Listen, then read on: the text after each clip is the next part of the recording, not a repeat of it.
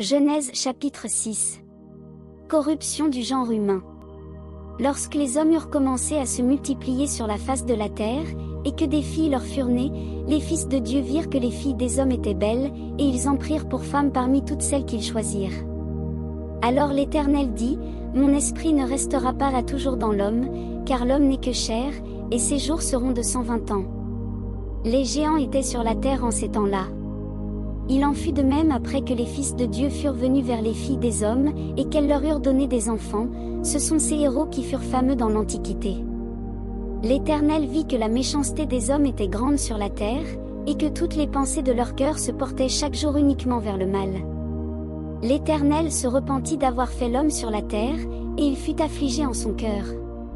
Et l'Éternel dit, « J'exterminerai de la face de la terre l'homme que j'ai créé, depuis l'homme jusqu'au bétail, aux reptiles et aux oiseaux du ciel, car je me repens de les avoir faits. » Construction de l'arche.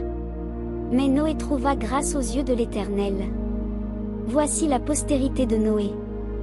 Noé était un homme juste et intègre dans son temps. Noé marchait avec Dieu. Noé engendra 3 fils, Sem, Cham et Japheth.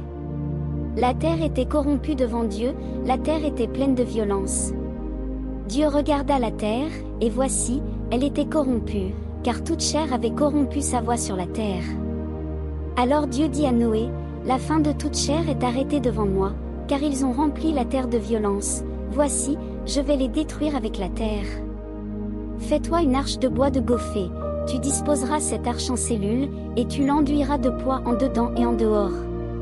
Voici comment tu la feras. L'arche aura 300 coudées de longueur, 50 coudées de largeur et 30 coudées de hauteur.